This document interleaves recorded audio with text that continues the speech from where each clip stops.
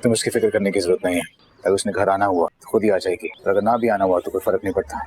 हाथ छोड़ो मेरा, अपनी हद में रहा करो। मुझे इससे कोई फर्क नहीं पड़ता, लेकिन मैं अब ये जान गई कि तुम कितने मौका परस्त और सपा के। अब वो मुझे बातें सुना रही है, कांटेक्ट ना करने की धमकियां दे रही है। कोई मेरे घर में खड़ा होकर मेरे शौहर से मेरे बारे में बात करेगा और उसे मेरे खिलाफ भड़काने की कोशिश करेगा तो उसे जवाब भी दूंगी और उसे सुनाऊंगी भी। खबरदार जो आइंदा ये हरकत करने की कोशिश भी की तो। ड्रामा सीरियल दो किनारे के आने वाले एपिसोड में आप लोग देखेंगे शहवार की जिंदगी पूरी तरह से बर्बाद तो हो चुकी है, लेकिन बस अब उसकी आंखें खुलना बाकी हैं।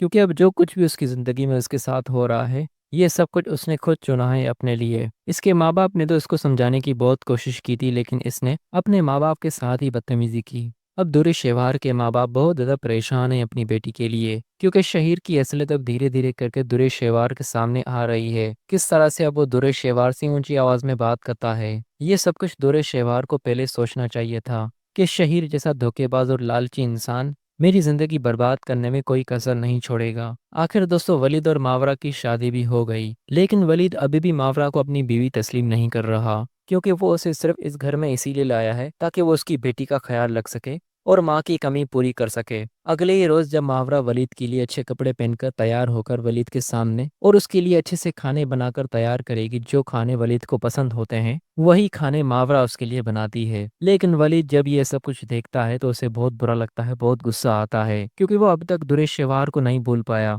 जब जब मावरा को अपनी बीवी की सूरत में देखता है तो उसके जहन में एकदम से दुरे शेवार आ जाती है, क्योंकि दुरे शेवार उसे बहुत बड़ा जख्म दे गई है जो कि भरने का नाम नहीं ले रहा। इसी बात पर वलीद मावरा से गुस्से से बात करेगा कि तुम मेरे लिए अच्छे अच्छे कपड़े पहनकर अच्छे खाने बनाकर क्या साबित करना चाहती हो। शायद तुम ये बात भूल चुकी हो कि तुम यहाँ पर सिर्फ दुआ की माँ की हैसियत से हो, मेरी बीवी की हैसियत से नहीं। वलीद का ये रवैया मावरा को बहुत तकलीफ देगा, क्योंकि मावरा अपनी तरफ से पूरी कोशिश कर रही है कि वलीद पुरानी सारी बातें भूल जाए और जो उनकी जिंदगी नई शुरू हो चुकी है अब उन्हें कबूल करके और अपनी जिंदगी में अब खुशियों के बारे में सोचे। लेकिन वलीद को ये बिल्कुल भी अच्छा नहीं लगता कि मावरा उसके लिए तैयार रहे। वो मावरा से ऐसी कोई भी उम्मीद नहीं रखता कि वो वलीद की बीवी बने और उसके सारे हक अदा करे। वलीद सिर्फ मावरा को इसीलिए लाया ताकि वो उसकी बेटी का ख्याल रख सके। लेकिन कायनात और आयमा मावरा को समझाएंगी कि अभी भाई के साथ जो कुछ हुआ है वो सब कुछ तुम्हारे सामने है और तुम्हें सब्र से काम लेना होगा। भाई अगर तुम पर किसी भी बात पर गुस्सा कर रहे हैं तो तुम्हें सब्र करना होगा और उनकी हर बात बर्दाश्त करनी होगी। हम तुमसे वादा करते हैं कि भाई बहुत जल्द ठीक हो जाएंगे और बिल्कुल नॉर्मल हो जाएंगे और तुम्हें अपनी बीवी भी कबूल कर लेंगे।